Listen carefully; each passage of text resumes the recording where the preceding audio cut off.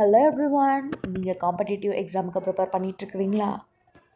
இல்லை வேறு ஏதாவது ஒரு ஜாபுக்கு நல்ல ஜாப்க்கு போயிட்டு ப்ளேஸ் ஆகணும்னு வெயிட் பண்ணிகிட்ருக்கிறீங்களா? இதுக்கான நோட்ஸ் இல்லை, என்கிட்ட காசு இல்லை. ஸோ கவலையை விடுங்க. இதுக்காக கவர்மெண்ட்டோட வெப்சைட் இருக்குது, அதை பற்றி நம்ம பார்க்கலாம்.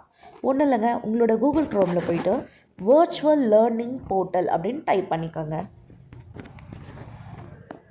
டைப் பண்ணிட்ட உடனே வர்ச்சுவல் லேர்னிங் போர்ட்டல்னு அந்த ஃபஸ்ட்டு ஆப்ஷன் உங்களுக்கு தெரியும். ஸோ அந்த லிங்க்கையும் நீங்கள் கிளிக் பண்ணிக்கோங்க. கிளிக் பண்ணிட்ட உடனே இந்த மாதிரி ஒரு பேஜ் ஓப்பன் ஆகும்.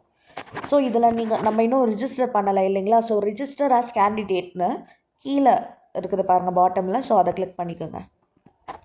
கிளிக் பண்ணிட்ட உடனே உங்களோட பர்சனல் டீட்டெயில்ஸ் கொடுத்துக்கோங்க. உங்கள் first name, last name, gender, date of birth, community, differently ஏபிள்டான்னு கேட்குறாங்க, காண்டாக்ட் டீட்டெயில்ஸ், உங்களோட மொபைல் நம்பர், இமெயில் ஐடி கரெக்டாக கொடுத்துக்கோங்க.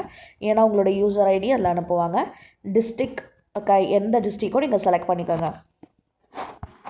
எஜுகேஷ்னல் டீட்டெயில்ஸ் பொறுத்தவரை எல்லா எஜுகேஷ்னல் 5th ஸ்டாண்டர்ட்லேருந்தே இருக்குது. நீங்கள் என்ன படிச்சிருக்கீங்களோ அதை கொடுத்துருங்க. Enter your login user name டீட்டெயில்ஸ்னு கேட்டிருக்காங்க.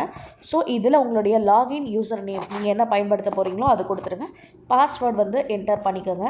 பாஸ்வேர்டை அகெயின் கன்ஃபர்மேஷனுக்காக கேட்பாங்க. அதையும் நீங்கள் போட்டுட்டு ரெஜிஸ்டர்னு கொடுத்துட்டிங்கன்னா அது உங்களுக்கு பதிவாயிடும்.